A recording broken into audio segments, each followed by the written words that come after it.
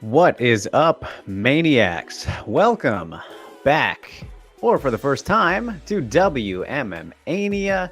This is episode 36. I am your host, as always, Drake Riggs, here to provide you with all the latest and greatest in the world of mixed martial arts when it comes to the ladies specifically. How are we doing on this fine Tuesday? Once again, you guys, we're back on track, at least for this week, the beginning of November 1st, 2022. The year is nearly over. My goodness. We are almost to the end of the road for 2022. It has been quite a ride. And we have quite a ride for today's show. Not really. It's actually another small lineup ever since UFC 280 kind of right before that week. We've been hit with some lesser filled news happenings and fight situations, I guess you could say, as we just have the news today, just one bit, and then the UFC Vegas 65 preview along with RIZIN Landmark 4. So really not a lot going on. I mean, there's 5 total fights to talk about that are happening this weekend, so that's actually a good number for the previews, but in terms of everything before that, not really anything. So this is always a very interactive show, and if you're here for the first time, feel free to get in your questions, comments, concerns in the live chat box, and we will address them at the appropriate timings as best as we can. Discuss all the whatever you want to talk about in between the segments that we have each and every week. Of course, and don't forget, you guys, while you're here, it would be really great if you could also visit MMAnia.com, which we have all your MMA needs over there as well. You can hit that like button here, the notification bell, like, share, subscribe, all the good stuff. Helps us out a whole bunch. At least hit the like button. That's an easy one to do, right? So we would appreciate that greatly if you could do that. If not, I understand, and we just appreciate you tuning in all the same. So, how is everybody doing today? We did start a little bit early, 4 minutes. I figured we were ready to go. I'll do that sometimes, because why not? It's my show. I can do whatever I want. We're ready to go. I know that you guys show up a little bit early, for the most part, sometimes as well. So, Rain is here, says the Misha Tate of Gamergate, the Bobby Knuckles of Jokes and Chuckles, the Drake of Baking Cakes. Very nice. That is one of my favorite ones so far, Rain. Well done. I like that one. That was good. Good trifecta there. And James says, happy 65th belated birthday. My goodness, I'm not that old, but I am older today. Officially hit the 27 mark, and I need to get a haircut. I look really just too nerdy right now. It's too nice. My hair is too nice. And yes, I am officially old now because I hurt myself getting out of my bed on Saturday, and my neck is still a little bit sore. So I don't know what I did, but it's better, but it's still a little bit tight. I need to get a massage. That sounds good. I need a birthday massage. That's for sure. Thank you, Jen. Yes, that was yesterday. Rue, happy birthday from Team Magnum. Do you see the Futing Body podcast with Whaley? Well, first of all, thank you. Most important thing happening this week. So I saw that she did it, but I'm going to watch it after this. So yeah, I have it on my list of things to do, Rue. So I will definitely be getting to that, but I have not seen it yet. Thank you, Sammy. Citra says, why not Monday anymore? A little bit of conflict of things, not just with me, but other shows and stuff going on. Just for my schedule, Tuesday worked a little bit better to not stress me out as much on Mondays. And then it's a kind of stupid thing to also think about, but I mean, the MMA hour is also on Mondays. So I thought about, that's another reason to not do it on Mondays. And I mean, yeah, Steve and I would always do the show mostly on Mondays when we were live. And then because Contender Series was Wednesdays for a little bit, we've always done kind of the first 3 days of the week typically was how it would go. And I don't know, Tuesday has just been the best for me so far since kind of adjusting some things in the last couple of months. But yeah, the more that you're the only show going too, that's always nice. Attract more people that way. In theory, it hasn't worked out too crazily so far, but that's okay. Sammy says 27 going on 15, getting younger in the toxic environment that is MMA media. Yeah, I know. Trying to go backwards. Appreciate it, man. Yeah, I feel like personality wise, I've matured very, very minimally as I've gotten older, but I think there's definitely been some there. I still feel like I'm 22-ish, so at least I guess that's good in spirit and all that. But like I said, my body is not happy with me these last couple days. Once I can, everything else is fine. It's just my neck shoulder area is just fucking stupid right now.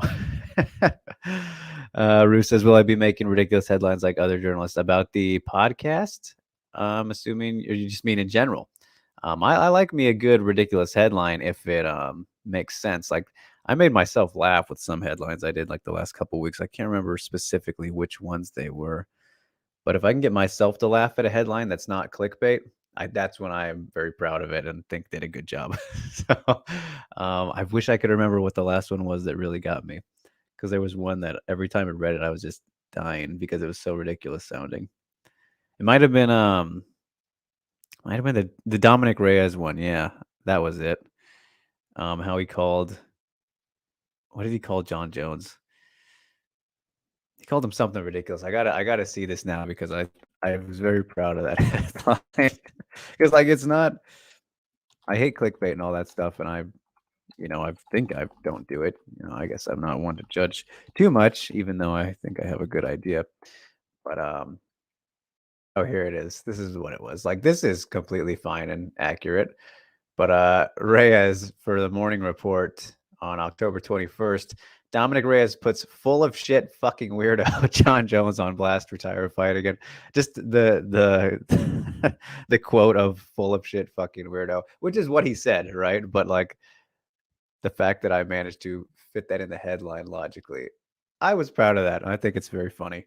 And that's what he said. So it's not a problem. But if you mean in terms of that Whaley podcast, I haven't seen anything yet. And what didn't that came out like yesterday at least, right? That's a very fresh new interview. And I'm very, would love to know how, well, that guy, I have no idea who that person is that interviewed her, but obviously must be in Vegas or wherever she is right now in the same place because it was in person. So good for him. Good for him. Jimmy, thank you so much, sir. Appreciate it greatly, not just for me, but for the show. Makoto, too kind. My goodness. Yoda, he speaks like. Gotta love it. Alvin, happy birthday, friend. Best wishes to all your future and present endeavors. As we age, we get wiser and more mature. Oh, appreciate it greatly, Alvin. Means a lot. And yeah, I mean, trying to, without being overly mature at the same time. In some ways, more than others. Go says the Rena Panchan of the rain rhyme scheme is harder than I thought. He gave up right away. I mean, starting with Rena Pan, there's probably some real good ones. If Rain can, I'm sure he can get some good. There's some good ones. I feel like you get off of Panchan's name. Which man, I'm very curious to see what happens with her going forward. I saw that she left a struggle, the gym she'd been at like her whole career, so I don't know what's going on there.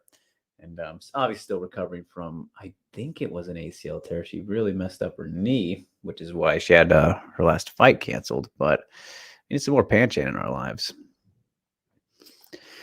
Barton Spackle Crisp, phenomenal name. Thank you so much for tuning in. Says, hey, saw you on Between the Links that you should have won. Appreciate it greatly, Barton. I didn't think I did very good last week, but I'm glad that you think I did. So it was all right. It was a nice chill time, more so maybe than some other installments I'd been on, but I appreciate you coming over here to check out this show. So that means a lot. Hope you enjoy. Like I said, we don't have very much going on for this week's episode, just a small little lineup, but yeah, BTL, always a good time. So appreciate you. And I love the name, by the way. Ghost says that interview with Whaley was done in Thailand 3 weeks ago for Fruiting Body Pod. Okay. But they like just released it, I'm assuming. At least I haven't. I just saw about it this morning. Shout out to our friend. I don't know if she'd want me to say her name, but you know who I'm talking about. I saw her post that this morning. So Jumbo, hello, how are you? All right, you guys. Great to greet everybody today, as always. So, with that in mind, I guess we can get right to rolling. Like I said, probably going to be another short show unless we can really fill up things with conversation points that you guys want to talk about. Obviously, next week will be a big one since that is UFC 281. I feel like it has really snuck up on us, huh? 281 has really crept up. It's such a good card, but not as much kind of.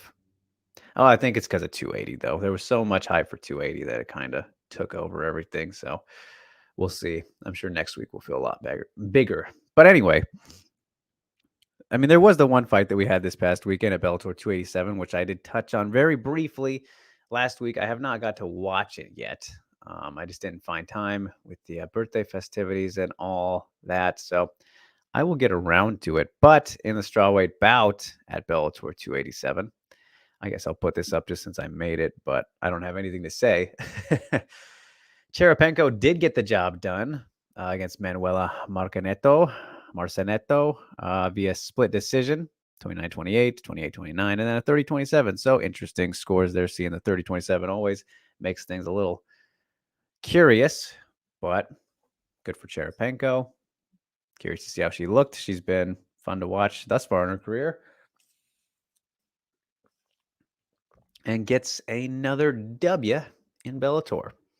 So I have nothing to comment about it since I did not see it, but I plan on getting around to it. So that was your one fight for the weekend at Bellator, which how about Mansour Barnawi in the main event? That guy is a monster.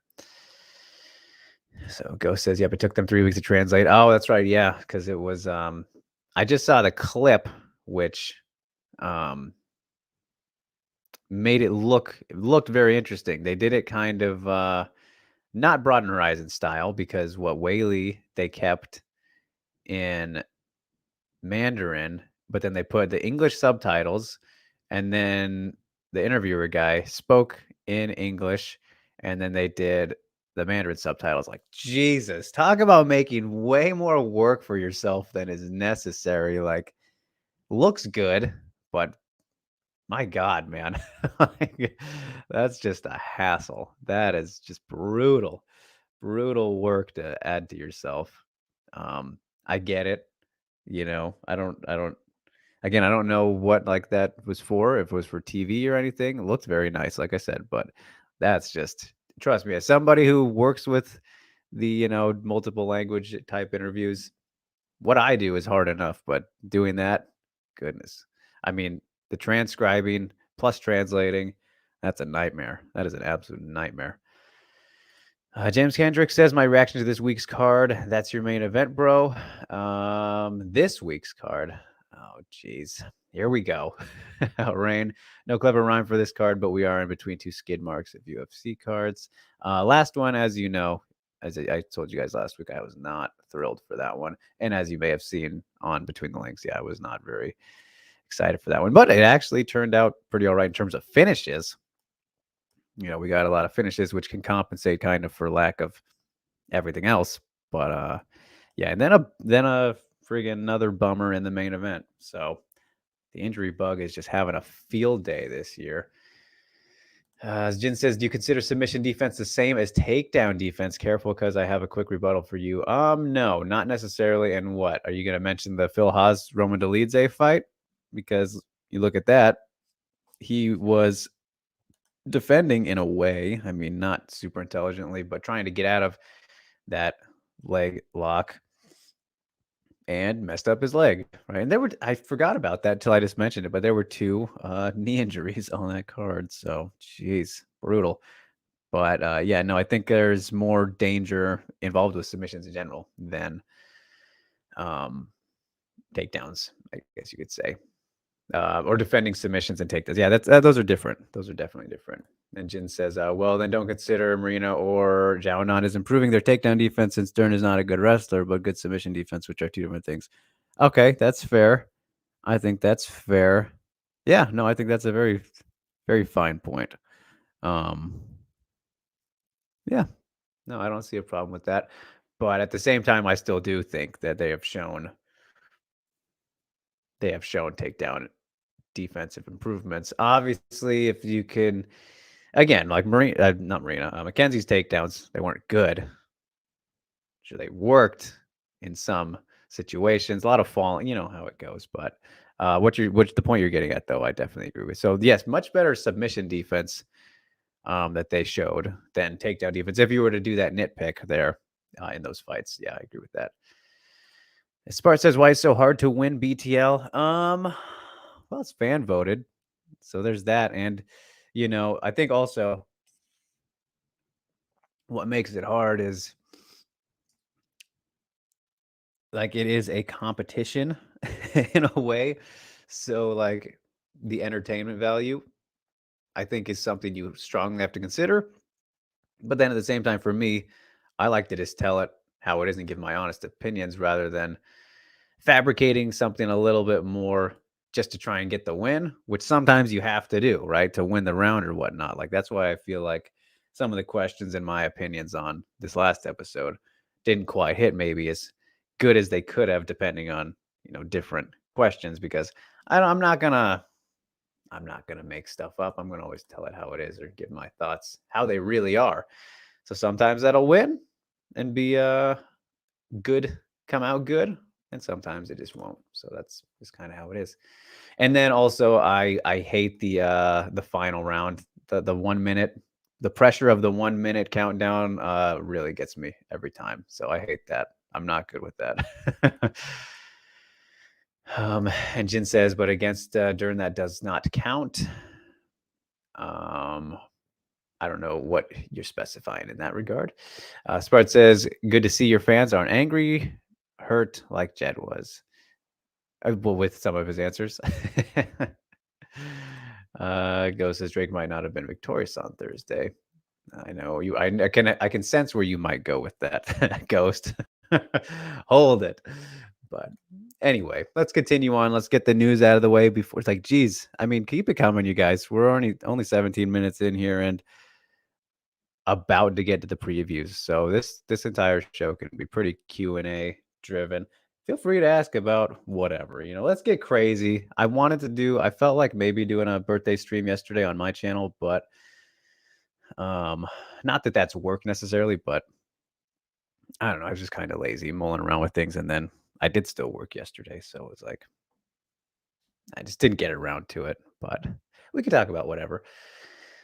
But as for the news, there is one fight that was announced a couple days ago, and that will be going down at Deep 111 Impact on December 11th at atomweight.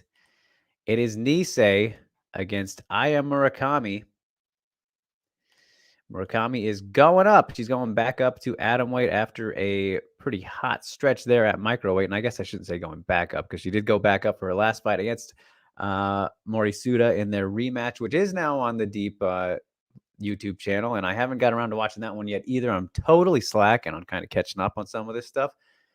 But I will definitely get around to watching that as soon as I can. Maybe tonight. We'll see what happens. But the last Deep Jewels event is on YouTube now, so that's kind of what I was getting at. But either way, Nisei versus Aya Murakami.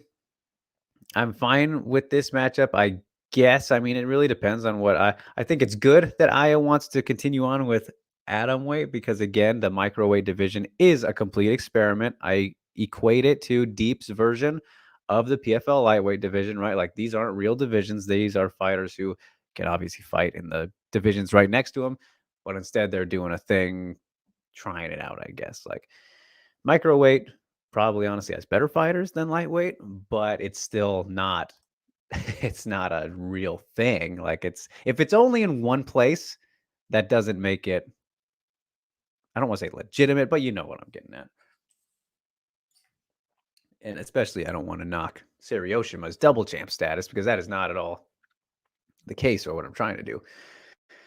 But yeah, as for this matchup though, I mean Nisei, I don't know, she's got to change some stuff pretty drastically. I don't see, they keep giving her all these, and I guess there's nothing really else you can do for her, but they give her all these very talented kind of up and coming prospects, which she at a point was, but my goodness, she just has not improved very much at all. And recent outings and fights, and I just don't favor her really against anybody that she's put up against in this like crop of the same type of people she's getting. You know what I mean? So, and Aya Murakami is very good, been very dangerous. She's very tiny, so I mean that should help Nisei, but I think she's just a better grappler, which is what this is going to come down to. So, and it's good for them to be on Big Deep. You know, they're on the Impact show, so that's awesome. Rather than a Deep Jewels coming up here next month. What, 41 days? If my math's correct, 40 days. I don't know. Terrible at math. I'm getting older. My brain's getting worse at math, which it's never been good at. But either way, next month. So, yeah, there's that one. Exciting for them to be on Big Deep. That's really the big takeaway. And I've always liked Aya Murakami. I've always thought highly of her. But again, I'm very curious to see how that Suda rematch went, which Mori Suda, my goodness. Don't get me started on her as well. There's just so much to like in the atomweight division right now. It is so fun. All right, Ghost, I see that. I see where you went there. Rue says, crazy, I got one for you. All right, so yes, that was the news. You guys wrapped it all up already, 20 minutes in, and we are ready for previews, so feel free to lead the dance for me now. Be my co-hosts here. As Rue says, do you like the hypocrisy of MMA media and favoritism? And then you add the comment of Weili makes a great call out after her victory at 275, and the media told her to slow her roll. What are you specifying? Carla? But the media constantly wants fighters to make call outs and controversy, so apparently it only applies to fighters they like. I don't, again, like some of the stuff that you guys bring to me, I really do not see. Like, I really don't. I missed, if you're referring to the Carla thing in that case, like, I don't remember people, media anyways, or really anybody telling her to slow her roll. And I feel like we've talked about this multiple times as well. Like, of course, the fighters are going to call for title shots, especially when you're right around there. And Dana was even talking about you getting a title shot next. Like, that makes no sense. And then you say, but they constantly wanted to make call outs and controversies. So that's a good point, right? Apparently it only applies to fighters they like. Yeah, I don't know. I don't know, man.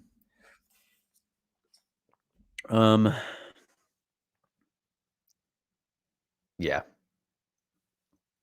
Especially in that case. Like, if that did happen, I don't know. That doesn't make a lot of sense to me, obviously. But again, like I've said many a times, I don't agree with Weili getting the title shot next. I don't think she should be getting it next. I'm fine with it, of course. Like, I like Weili as well, and I love watching her fight, and I'm very excited for it. Think she'll win, all that stuff. Spoiler alert, think she'll win. But I get it. I understand what's going on here. Yeah. Jin says, is Kana fighting again? The army, not Asakura. Yeah, get the flags out. Kana army. Yeah, I mean, she definitely will be fighting again at some point, Jin. It's just a matter of when. She obviously wanted to get she wanted to fight, at least last time I talked to her. What was it after? No, I think I talked to her before the Denise Holtz fight. But ideally, she wanted, in a perfect world, absolute perfect world, which isn't what it is, right? Liz Carmouche rematch in Japan, RIZIN 40, that'd be amazing. Perfect.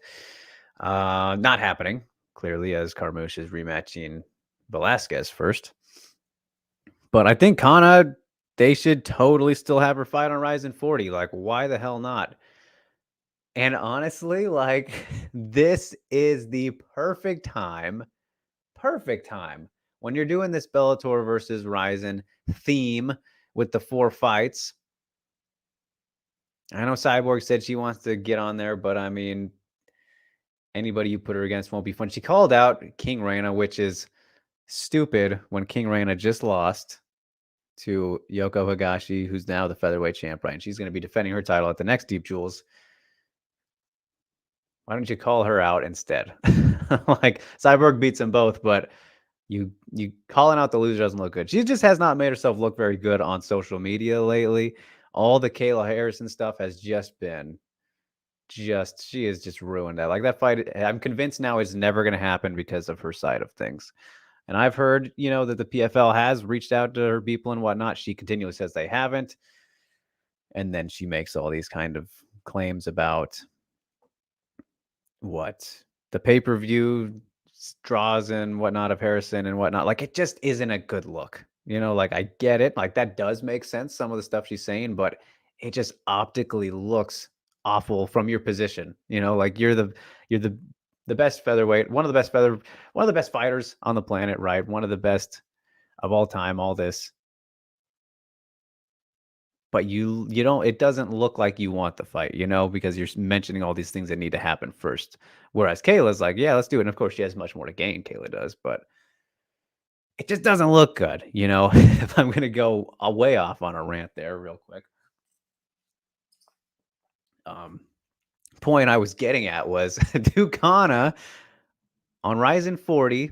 They haven't announced the 5th fight yet, and I know that that's being worked on as there's some very exciting potential there for something between the men, but why not Ducana versus Rin Nakai, the Deep Jewels flyweight champ?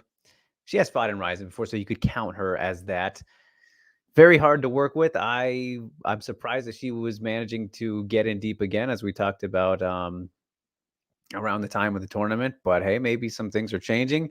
If they can work something out, that would be amazing. That was the one fight that Kana still didn't have before leaving to Bellator. Like I've told you guys many times, like there's no flyweights in Japan outside of Shizuka Sugiyama and Rin Nakai. Like that's pretty much it. And then a bunch of prospects are people who are fake flyweights for the most part. And then Kana, obviously, but she's in Bellator now, so you can count her if you want or not. But Rin Nakai versus Kana Watanabe, that's the one. That's the one if you want to have her a part of that. And of course, you could just do, I think Vida Ortega is the fight that makes the most sense if she was to fight somebody next, regardless of theme of an event. But the Rin Nakai fight, I think that would be perfect for RIZIN 40 and, get her on there. Like she could fight Vida Ortega on that card too, but I doubt that that'll happen, that Bellator would do it that way anyway. But she's training and stuff, so I don't think Kana has any injuries or whatnot. It's just a matter of pinning down something, as I've really, really rambled on about this question, Jin, but a lot of thoughts. So thanks. I appreciate it. So I think Rin Nakai versus Kana, that's the one to do. RIZIN 40, add it on. I'll see. I'll try and find some stuff out, maybe push people in certain directions. But the problem there is, again, Rin Nakai, it's just very hard to work with, and I never expected her to be in RIZIN again until maybe fighting in deep. So we'll see. I don't know how things are with relationships and whatnot, but she's been notoriously difficult to work with for everybody she's fought for. Sintra says, okay, I'll build on Rue's question. Does the media like to latch on to certain MMA fighters like PVZ or Dern? Good question. I think that they do, from the perspective of attention they generate. But in terms of like liking them or, showing favoritism, I don't think so necessarily. I don't think there's much bias in that regard. But in terms of attention generated, like, and that's not necessarily our fault either. Like, if it's stuff that people are interested in checking out, supply and demand a little bit, which can be very annoying. Like, you guys know I hate the Jake Paul stuff. I don't give a shit about boxing or in general, but especially this stuff with Jake Paul and whatnot. But I find myself having to write about it every now and then because people are interested in him that are involved in MMA for whatever reason. So obviously, MMA media has latched on to Jake Paul, for example, who isn't even an MMA fighter. So like that drives me even more crazy. But I don't think it's not because we like him, if you know what I mean. So yeah. And Rue says a certain outlet was defending Carla So I remember this. I do remember that specifically. And what the thing is, yeah, I mean, and Whaley not having shouldn't have a choice. Well, I mean, yeah, we've talked, guys. We've talked about this already. Why do I have to repeat myself? We're going in a circle. It's the champion thing. Like any champions situation, why should they have to bow down to the challenger in a way? No matter who you are, and no matter the situation. Yes, Carla's fight sucked. All that stuff. They should get a little bit of, I mean, I don't know who's to say what anybody should get, but if anyone was to get, it's the person who earned the title. And again, forget the situations and all that. If you're at the tip top, why would you do something for this? Yes, we've seen it in those directions. Andrade in China, um, Rose in Brazil. It's funny how it's kind of been with the strawweights. I'm sure there have been some cases for the men too that I'm not thinking of right now, but champions advantage, home field advantage. That's like it's literally the playoffs in the NFL, for example, and I think most team sports, whoever's higher up or done better throughout that point in time, they get the advantage because they earned it by climbing their way there throughout the time before. That's just how sports work, I guess you could say. So I don't think that's as controversial as the thing that you guys are making it out to be, and it has been said about several different situations. So I don't know. I don't know why we circle back to that so often. Centro says, for example, aftermath of Dern losing to Zhao Nan, they were willing Dern into being a better fighter that she realistically. They were willing Dern into being a better fighter than she will realistically be at this point. Well, again, we don't know that. We don't know that realistic. What I mean, how old is Mackenzie Dern at this point? She's not even 30 yet. Like, obviously, it's taken her a little bit. She's 29. Okay, so she's right about there. Interesting. Again, you guys know me. I'm a never say never kind of person. Do I think it'll happen? Probably not. Not at this stage. But yeah, I don't know. I don't know what more to add about that. Zhao, good to see you. Says, hey, I had a question I asked Dan Tom that I'd like to show here. All right, fair. Why do we consider someone's wrestling elite just due to their past background as a wrestler? For example, Carla Esparza only has a 47% takedown defense and got taken down by Alexa Grasso, but everyone considers her an elite wrestler. Well, yeah, I mean, if you want to make comparisons like that too, we've seen what Daniel Cormier got taken down by Alexander Gustafsson, but no one says he's not elite. Like, there are several cases where you can still be a phenomenal wrestler and get taken down. And yes, I know you gave me a good stat there, 47 takedown defense. I'm sure a lot of that came from Tatiana Suarez. I'd like to do a deep dive on that, actually, now that you mention it. But yeah, the credentials and background, what they're best at, what they utilize the most, has proven that Carla has been an elite wrestler compared to everyone else in the division. Again, it always comes back to comparatively. I mentioned this a lot, specifically with the strawweights we've done with the striking and whatnot, but the only like better wrestlers than her in the division that we've seen so far, or at least the ones on par, one's not even there, Tatiana Suarez, who I already mentioned, Kanako. Those are like the big three of like the pure wrestlers at strawweight.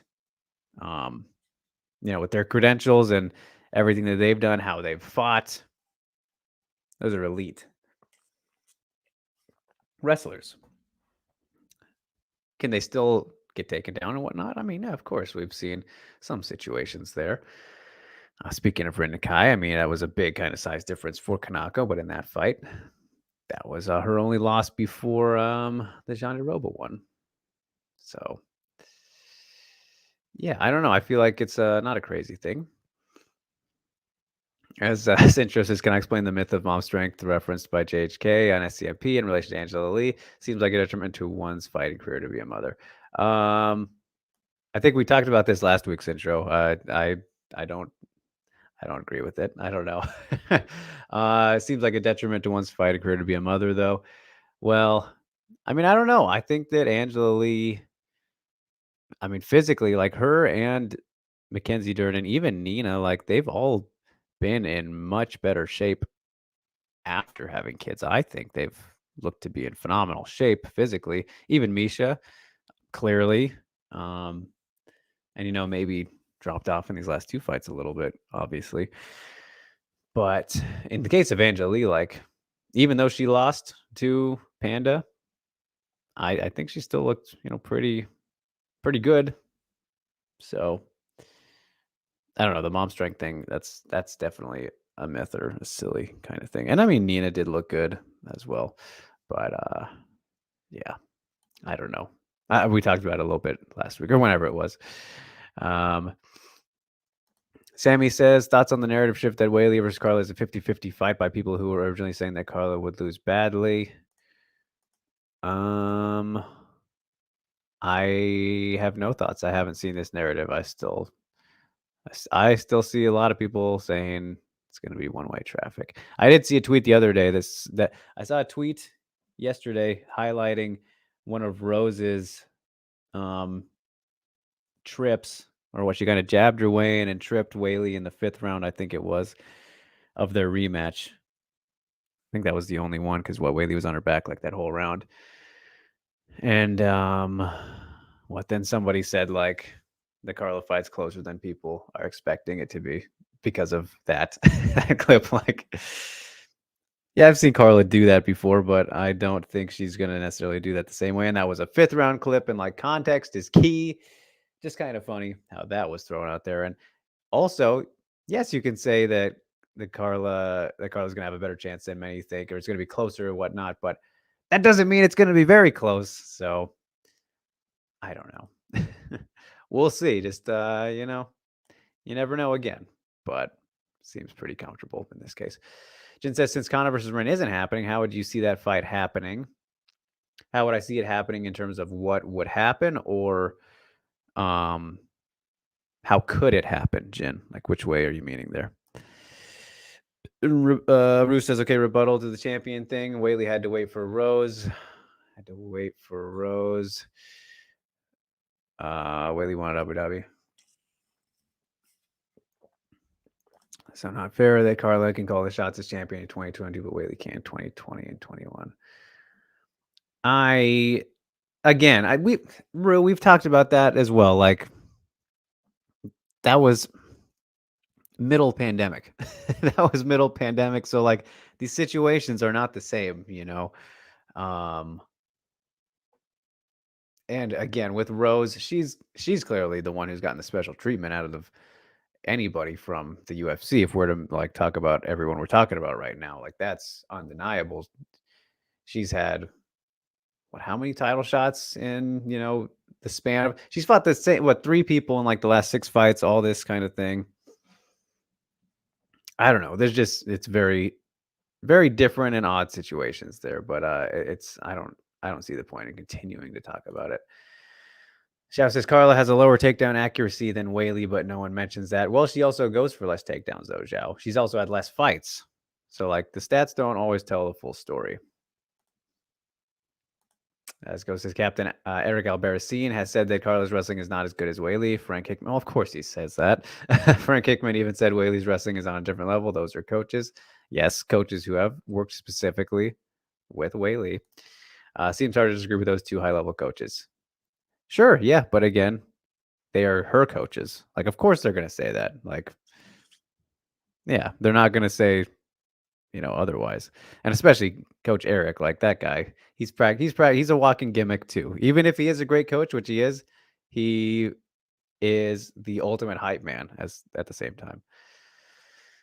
Jin says, how would a Conor versus Ren fight go as a fight? My goodness. I do think that Ren has improved her striking a decent bit since the UFC days. That's for sure. At least she struck a little bit more during that tournament than I expected her to, and looked fine doing it. And he's always been very powerful. But she's just like so short in stature.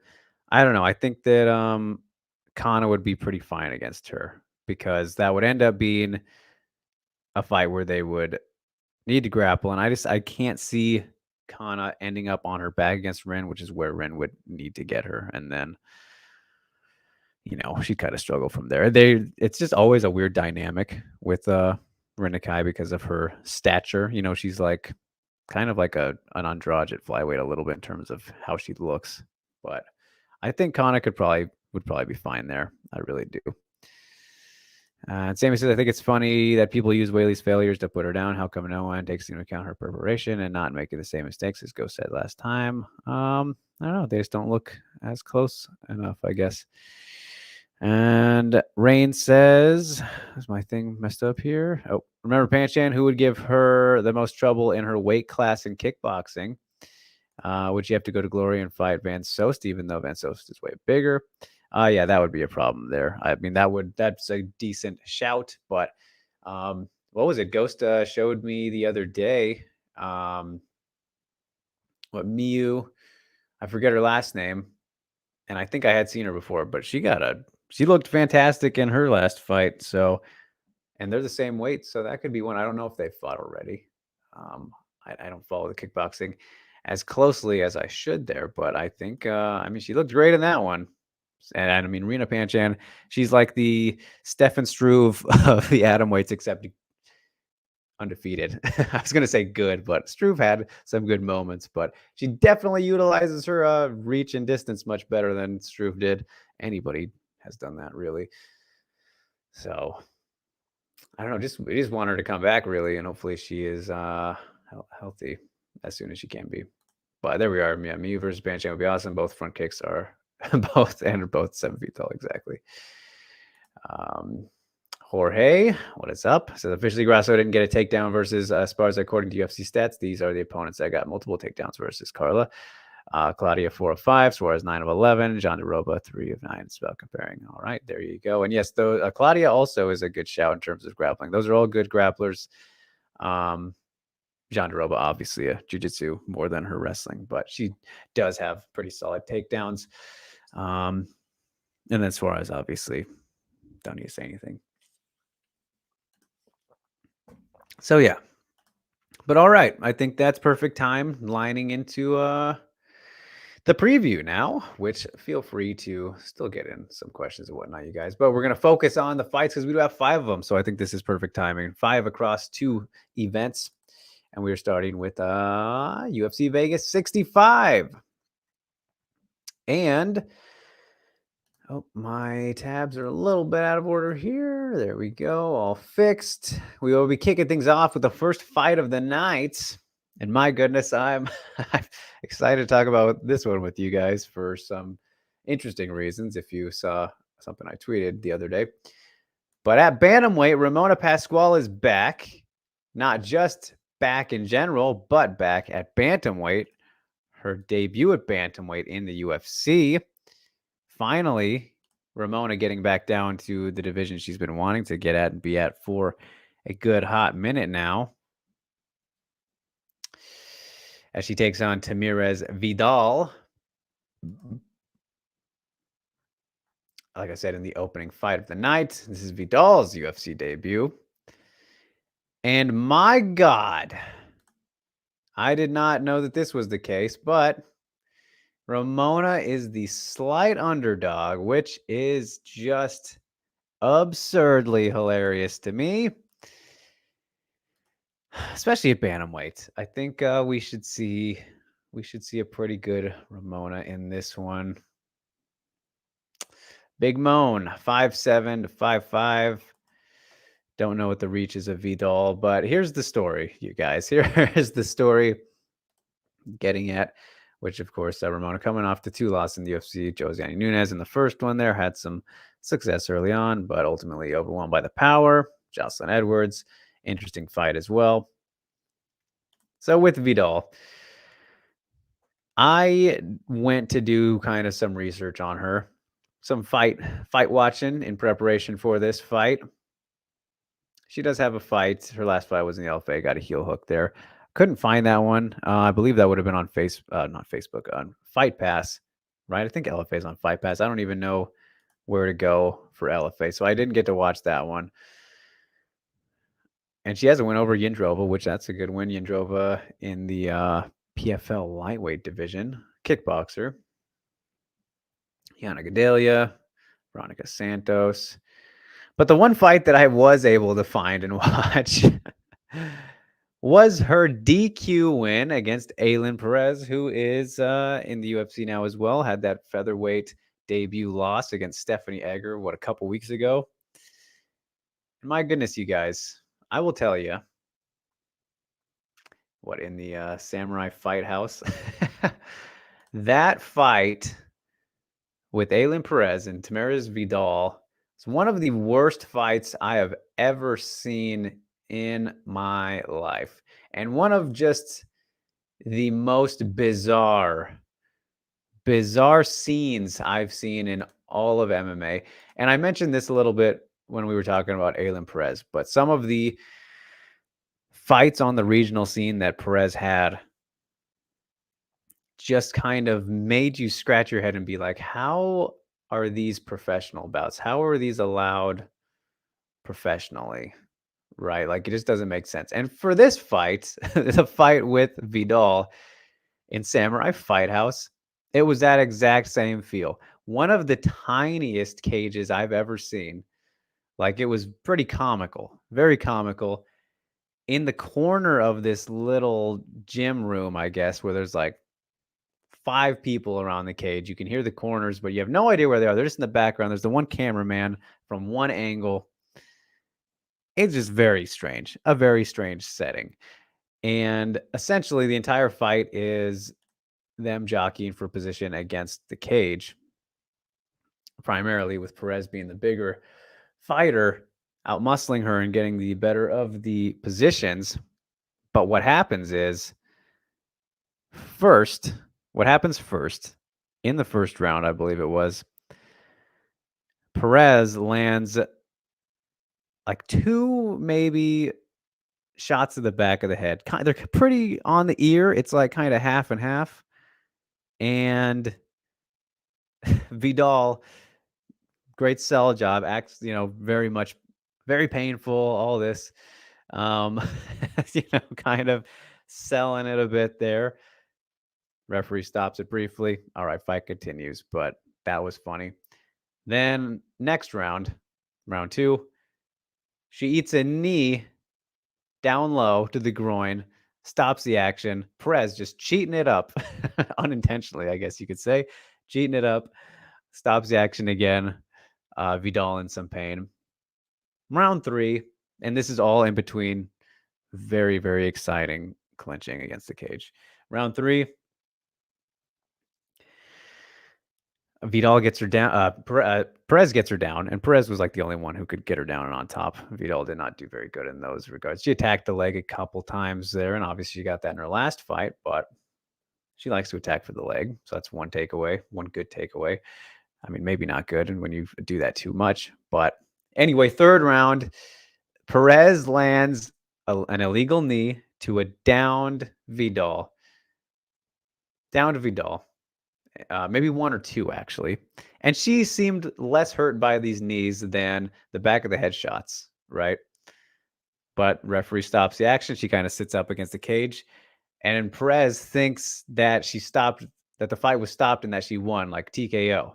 And she starts running around this very, very tiny cage. And I'm telling you guys all this so you don't have to go watch it because it was horrible, but it's very weird. So if you want to watch it because of the weirdness, go do that.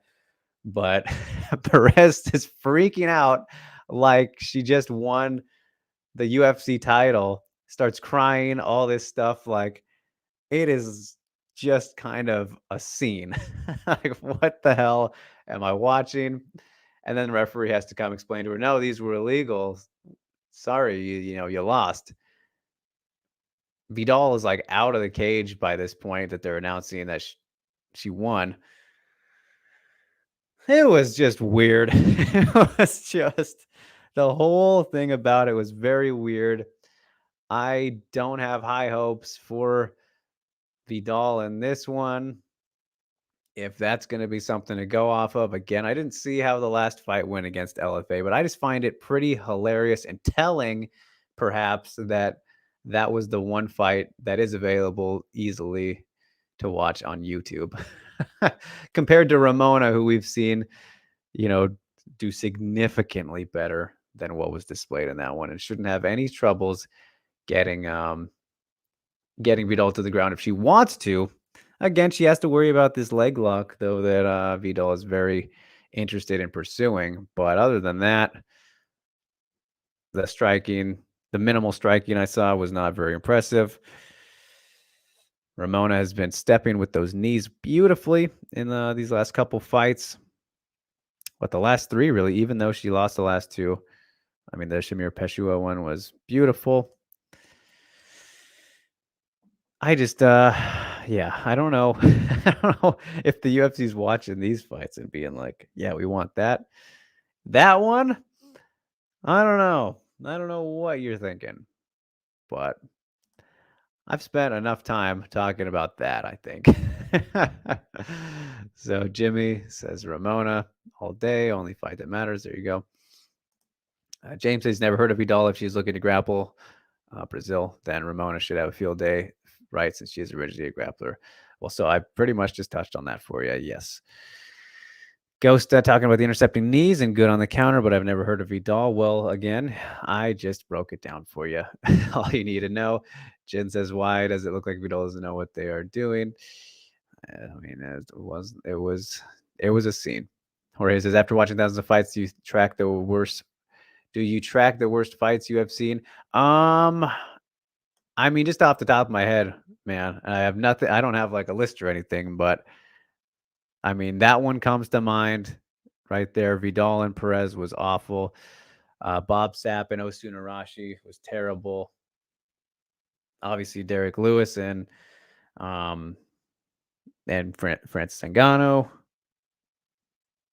Marc-Andre Barrio versus Krzysztof Yatko. I think it was that fight. I thought that one was just terrible. Did nothing for me. But there was one that Kaposa shared over the weekend. I have no idea what that freak show was in Russia, but that was really bad. Yoel Romero and Israel Adesanya. Carla Rose too, obviously, which I was intrigued by as it was happening, but it obviously wasn't good. And Rue says, cannot be worse than the staring contest. That may I remind you, weird fans were trying to get people to watch. Yeah, very true. But yeah, they're very different. They are very different fights. That's for sure. Makoto says, I called this months ago, but did you notice that the UFC put on Rose vs. Scarlett 2 as the pre-hype package for Esparza? Isn't it great? Willie's finally getting some deserved promotion. I don't know what you're talking about. I have no idea. I have not seen Whaley getting any promotion or Carla. I've seen no promotion at all for this fight, Makoto, for that title fight next week. Nothing. I've seen nothing. I thought the UFC did an amazing job with the little package they showed for this last event of the main event between Pereira and Adesanya, but I've seen nothing from the UFC for Whaley and Carla. Go says, but again, I've said before, past performance are not always promise. Future outcomes very true. Jamie says, Ramona for the win easy. It should be like 100% if you were a gambler. Well, I will say, if I was a gambler, 100%, I'd throw money down on Ramona for sure. Plus 135 all day. All day, not even any question. And Tamirez is still just 24, so that's kind of crazy. She's learning, 10 years younger, but yeah. Craig, what's up, man? I haven't seen you in a bit. Whaley got a documentary on the UFC channel for her time in Thailand. Okay, that's very cool. You mean the YouTube channel or what? I mean, that is yeah, that's good. If so, I think I might know what you're talking about now. But okay. So yeah, that's something. See, that's better than nothing for sure. I think I know what you're talking about now. But in terms of like at the events or on the events and whatnot, yeah, I just haven't seen much. And they really don't promote co-main events as much as they should, I don't think, obviously. But anyway, so that's Ramona's fight at bantamweight. This is when they passed all of Whaley's finishes. Wild Carla only thing is the Rose rematch. That video has been up for a month. That seems weird. Seems very interesting, but yeah. Anyway, we move on to the strawweight division now as Jinyu Fry is back and taking on Polyana Viana. Polyana Viana. It's kind of fun how you say that name. All right. So in this one, we have both these ladies looking to rebound, and it is nearly an even contest on the odds. Minus 120 for Jin to the plus 100 of Polyana. So that's one just not much point in touching. Pretty interesting. Pretty interesting here as Tabitha Ricci obviously got the job done against Polyana last time. She was just too comfortable on her back. That was the problem for Polyana in the last fight. And I think it is safe to say between the two here in this one, Polyana Viana is the more dangerous of the two fighters. I don't think there's much question about that at all. Jinyu Fry, not a finisher, hasn't finished a fight probably since. What was it? Did she get the stoppage against Ashley Cummins from? No, that was also a very close fight when she missed weight for the title. But I don't know. Was it the head kick? She hasn't finished in a long time. that's the point I'm getting at. But in this one, she will have to, be very wary of the submission threats from Viana. Most likely offer back again, unless Viana will realize that, okay, I was far too comfortable in that last fight against Ricci, who also a very good grappler. So I think there was a little bit, excuse me, of that playing into the mind there, that competitive sportsmanship of the BJJ grapplers. And if we look at the reaches, Viana has 2 inches in both height and reach.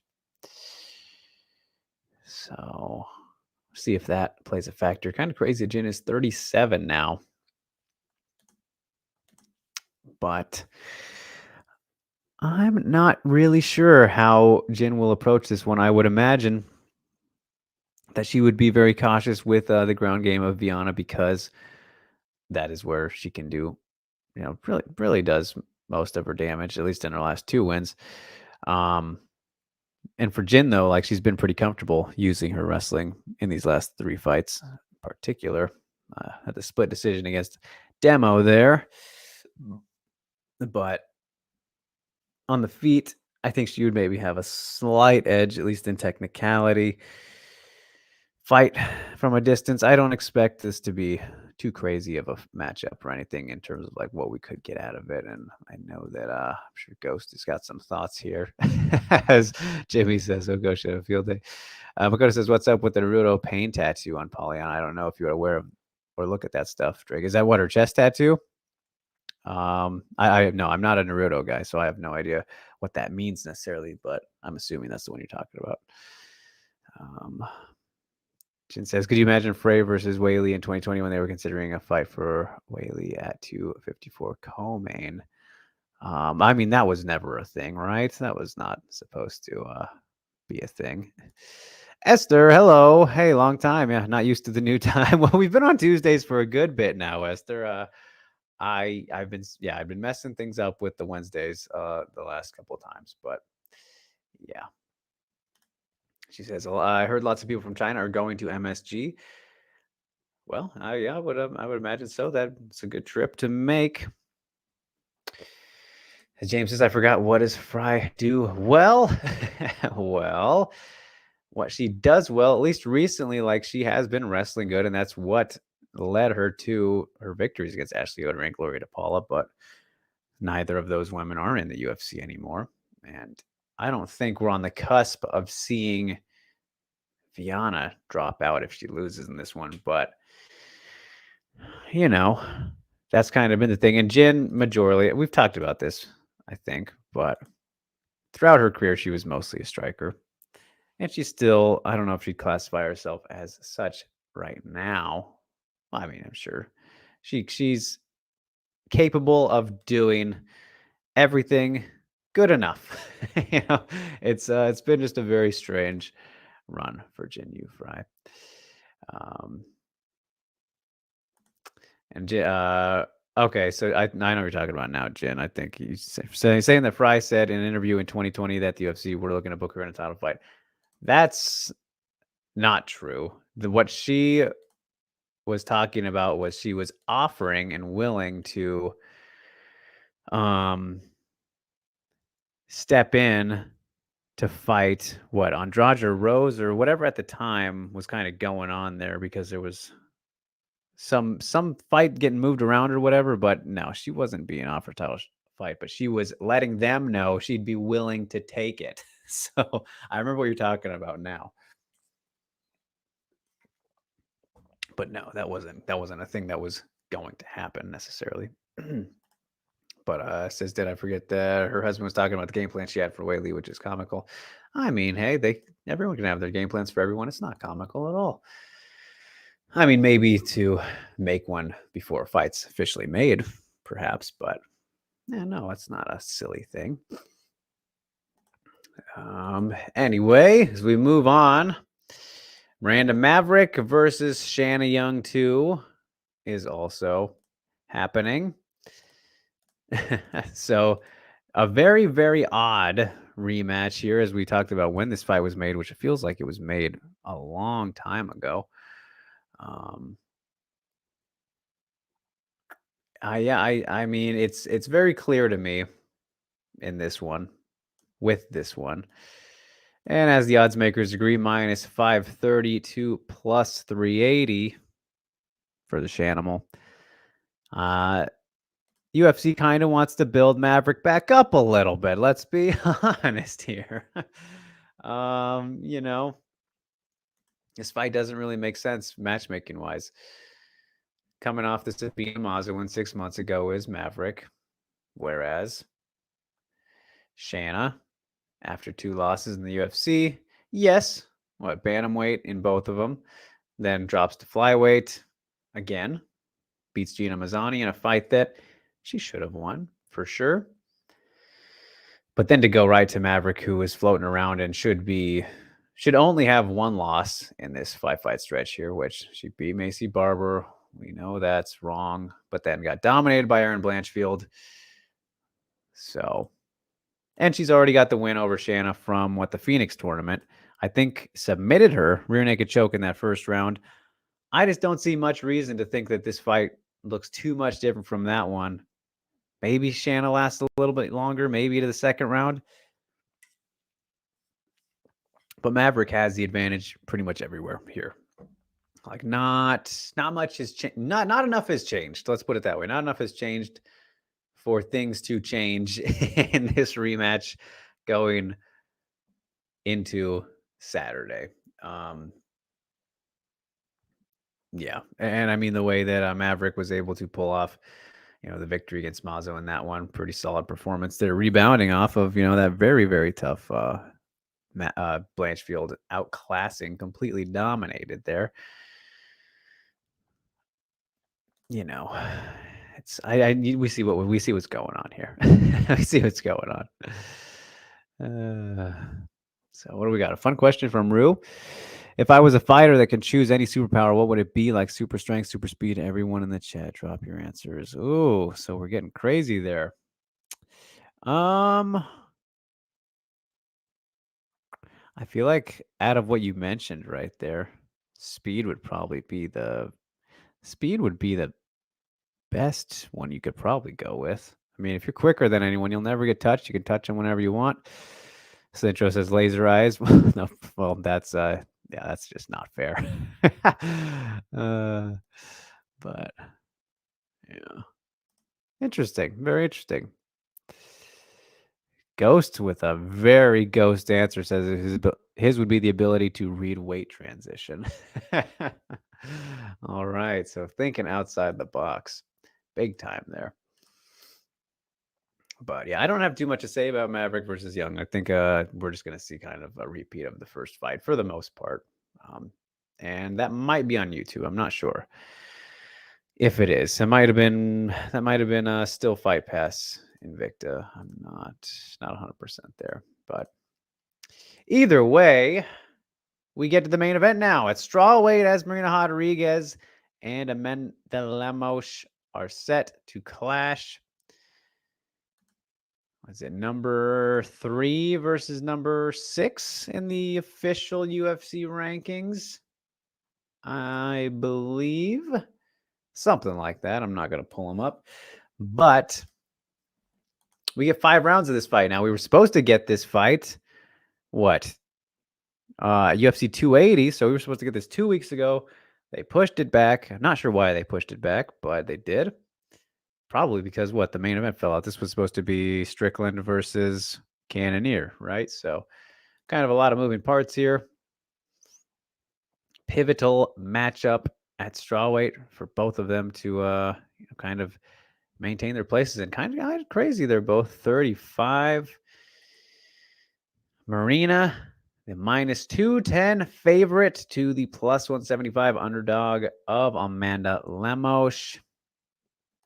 5'6" to 5'4" for Marina, and then equal at 65 on reach.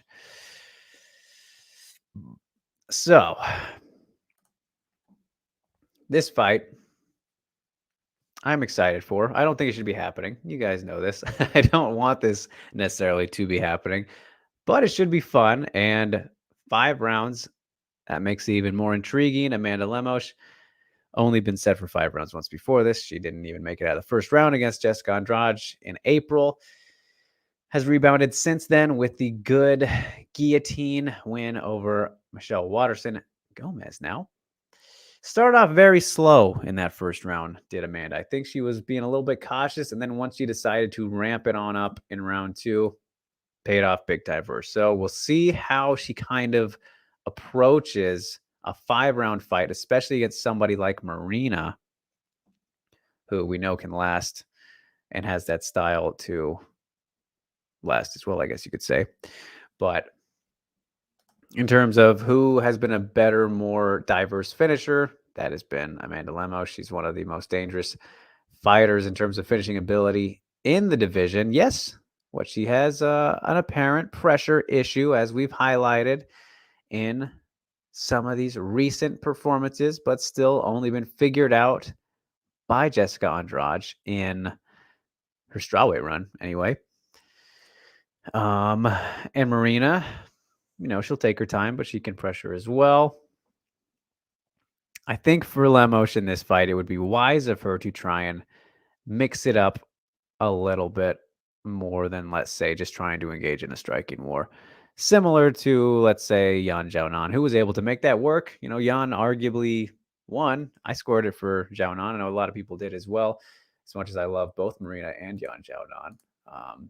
So I guess there's no real problem for me there. But if you can make Marina think with more than just your strikes, which I think Amanda Lemos could do, especially if you can manage to back up Marina and get her against the cage, make her worry there and whatnot, maybe give her some takedown threats. And just with her grappling in general, which we have seen is quite serviceable, whether she's getting taken down or not, like against Waterson and latching on guillotines,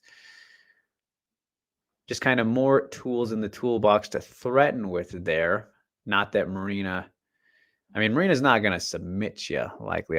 She locked on. She threatened with a Darce against Mackenzie Dern, which was much tighter than I kind of expected such a thing to ever be. But it wasn't too much of an issue, of course, for Mackenzie Dern. I just don't think that we'll be in that kind of position here once again. And Marina doesn't really want to go into those positions anyway, because she's very comfortable on her feet. I think she'll be able to get off what her last fight was. No, it was the Xiaonan one, yeah. Get off more of her kicks in a matchup like this, because we won't be seeing those get caught from Lemos. But I think just the big factor in this one really is the 5 rounds, and the longer the fight goes, just how will Lemos kind of react to it? How patient will she be? Because she was she was too patient in that first round with Waterson, right? Like I said, but then really turned it up and got comfortable in the second round and paid off practically instantly. So It's interesting. It's very interesting, and I'm curious to see what everyone else is saying here. Makoto says, "Am I familiar with Sanchai?" Mostly because I know a Ghost likes him and kind of shares some of his stuff. But Barton says, "What would be the most hilarious outcome for this fight? Like an injury that has happened in the last main event?" No, that's never hilarious, Barton. I hate that. I never want to see people get injured in that way. And what pisses me off more than anything is that these fucking referees and the coaches, why does no one care about the fighters, man? Like the second Calvin Cater went down, stop the fight. Stop it, man. Like I don't even know. Like it was just so obvious that there was an immediate issue. And even with the other one, with Haas, right? Insanity. Insane. I know you want to believe in your fighters and whatnot, but for the referee, like, do your job. You're supposed to protect these guys from themselves and I guess their teams too. So no, that would not be hilarious. That would be just that would be terrible. I don't know if there's a hilarious outcome to this fight. I mean, it would be hilariously sad for Marina having to, take another fight and then lose. That would be a bummer for me. I don't think that would be funny, but I'm sure some people would. Yeah. So Ghost going from something Santino DeFranco said, saying Marina has a good front kick and front kick to the shin, which is interesting. Yes, she definitely throws that out pretty good. Problem with Marina is when her opponent starts to circle or use lateral movement. When Marina throws long combinations, her chin goes straight up in the air. Has done that from time to time. According to me, Marina's biggest problem is the lack of cage cutting.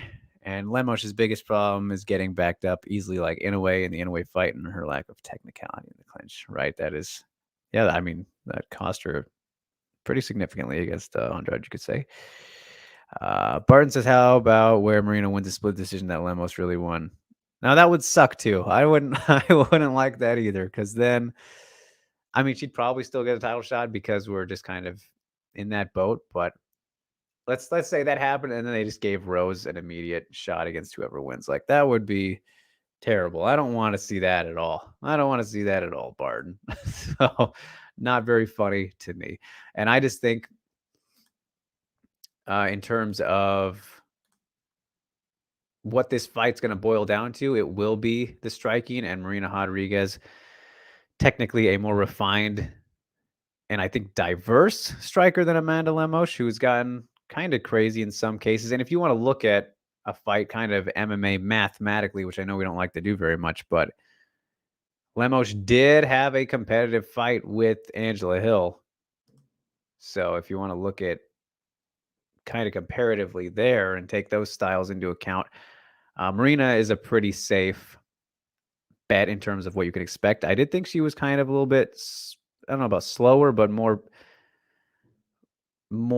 patient, I guess you could say, with the Yan Jianan fight too. That surprised me a little bit, but I'm curious how we'll see her in this one. But either way, she's been pretty consistent with her approaches, and I just think, we'll offer up too much in terms of her combinations and whatnot to bother Lemos, who I'm sure will get off some counters and whatnot, but it's just a matter of Marina surviving those big shots, which she's never really been hurt too bad. And again, until about that Jianan fight, she'd been virtually unmatched in the striking department. So we'll see. We will see. He says, or a draw. Okay, that might be the winner. Fine. Goes, there's no need because that would mean I care about it. Okay. So yeah, I'm looking forward to it. I'm very happy that it's the main event. The more spotlight on strawweight and the women, the better. Can always do for that, I would say. Obviously. And Sammy says, doesn't Lemos just like to counter strike? I wouldn't say just like to. I mean, we've seen that. We've seen her definitely counter plenty, but yeah, I don't know. I think the combinations and flurries that we will get from Marina coming at her will be a little bit overwhelming. And he says she gets stuck on the fence a lot. Will that be a problem? I would say so. I would if Marina was more of a pressure fighter in that regard. Like she's not going to smother someone and beat him up against the cage. At least not that we've really seen. She kind of doesn't worry too much about. I would say controlling the position of where a fight is, but who knows? Maybe she will in this one. Maybe she'll look to prove a point. She's really looking to. I mean, that was her goal. That's what she told me, is that she wants to win this fight, emphatically make a statement, and then next week she wants to go to New York, sit front row for the fight, and then be there for the winner, which would be cool. So anyway, that is UFC Vegas 65. So we actually ended up making pretty good time on this episode, you guys. Well done, as we get to our final fight of the weekend over at RIZIN Landmark 4, which I'm still not sure if it is in the cage or not, because the posters are all showing the cage, but it's not a Trigger event, and Trigger is apparently going away, seemingly going away.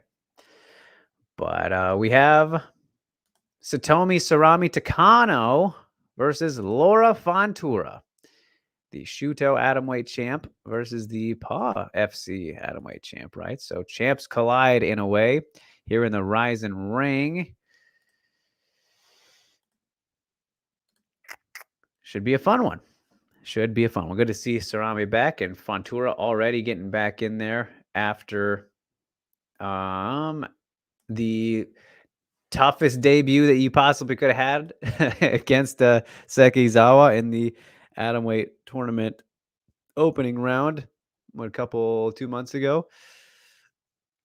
And just an incredible performance from the champion, but also pretty impressive for Fontoura to quickly latch on the triangle that she did. I mean, Fontoura is proven to be very dangerous on the ground as well.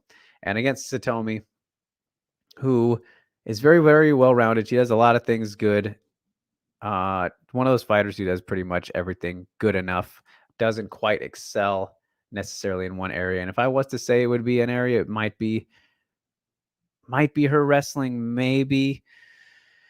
Pretty balanced. Of course, she got, beat by Kana Sakura her last time out pretty comfortably. Just kind of wasn't able to be as effective as Kana was in all areas. Mina Kurobe win was a good redemption fight victory. But we have seen Sarami get caught plenty of times, obviously 16-13 record. And against someone like Fontoura, who's very young, very crafty, very sneaky with kind of her setups and submissions, has a lot of length to her, 5 foot versus 5'5". Don't know their reaches, but she is a very long and lengthy atomweight fighter, and especially against Sarami in this one. So I think that this fight is going to hit the ground at some point, whether this is in a cage or the ring. Like, I could even see Fontoura pulling guard, and then from there, I think she's going to work her way to a submission. I really do. Just to give spoilers, as much as I like Sarami too, I think she's great, pretty underappreciated, and a fun personality. But yeah, just in terms of the danger factor, like let's imagine here that the same thing happened in the last fight with Fontoura versus Izawa, but it was Sarami. Sarami's not getting out of that. She's not getting out of that triangle. So I think she would be in trouble again if something like that happens in this fight. So best case for her would honestly be to keep it on the feet, but then she's got to worry about that length to get past, which that'll be tough too. So we'll see, but I like it. Rue says, can't really call Marina, going back to the other fight, can't call Marina a finisher if her only finish was a chinny Hebos. Well, I don't know if I'd say Hebos is chinny necessarily, but yeah, no, I wouldn't call Marina a finisher. I think Marina has some good power for sure, but I wouldn't say she's a finisher like some of the. Brandon Fitzgerald, I think, said that last week during the event, that they were both Brazilian finishers. But I mean, in comparison to Lemos, she definitely isn't. James says, do I score non-leveraging spots highly? Example, Valentina punching behind her when Santos took her back. According to Dan and people like me who train, we understand that those shots are not powerful, but everyone seems to have a different opinion. Yeah, no, it's very odd. It's kind of a very odd dynamic and position spot to be in, obviously. I think no. I mean, unless you land like a lot of them. If the person on the back is in that, let's say they have that spot for 4 minutes and they're unable to do anything, and the person is just landing for that entirety of the time and just for some reason doesn't get out of it. Like, this is hypothetical, right? Nothing's happening except for that. Then I think you gotta score it for them because they're kind of the only one doing anything. Yes, the better position belongs to the person on the back, but is it better when they're actually getting attacked? Like, they're fully defensive at that point, and you don't score points for defense.